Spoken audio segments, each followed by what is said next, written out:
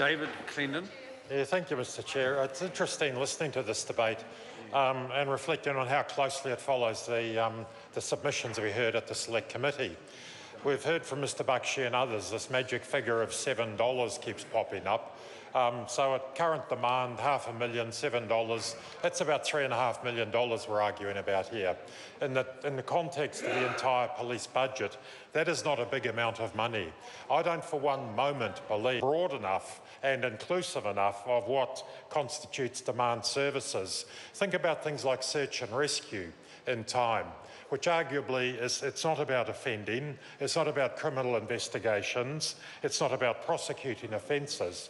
It's a service provided to New Zealanders and indeed guests, visitors to New Zealand, on occasion service which is necessary as a result of their own foolishness, but more often it's about people simply venturing into the outdoors. How long will it be before people, using vetting as the first example or opportunity to use these new powers to charge for police services is a peculiar choice. It's in line with the old saying that no good deed goes unpunished.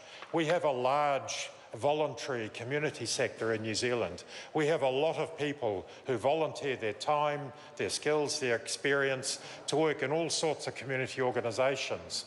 Now we're going to say to those people, well, thank you for being community-minded, for contributing in some way to a voluntary organisation, and by the way, we're going to clip the ticket. We're going to charge you for giving up your time.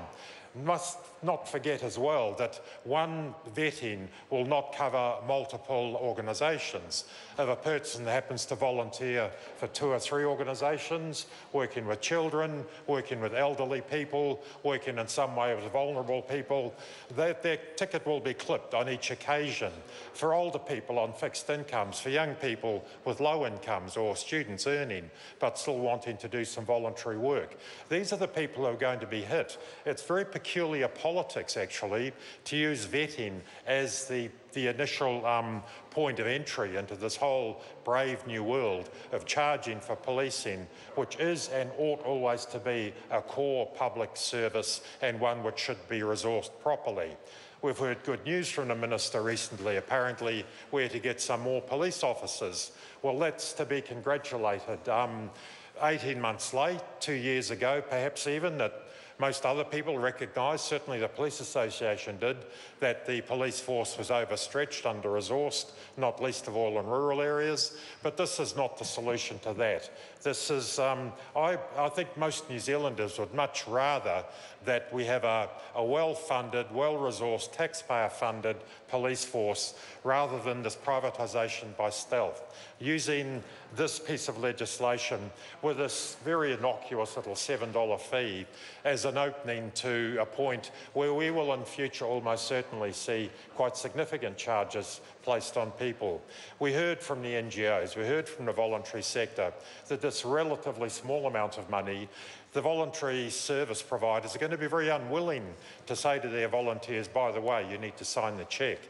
And often, in many cases, they will pick up the cost of these vets if it does go ahead, and it will not for long remain at $7 or $8.50, whatever it might be.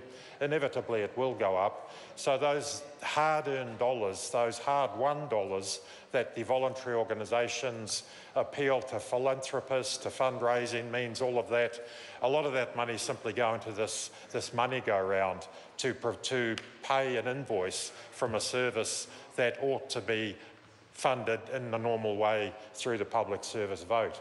So it is unreasonable, and as I say, I keep coming back to the point that I don't really understand the politics of it.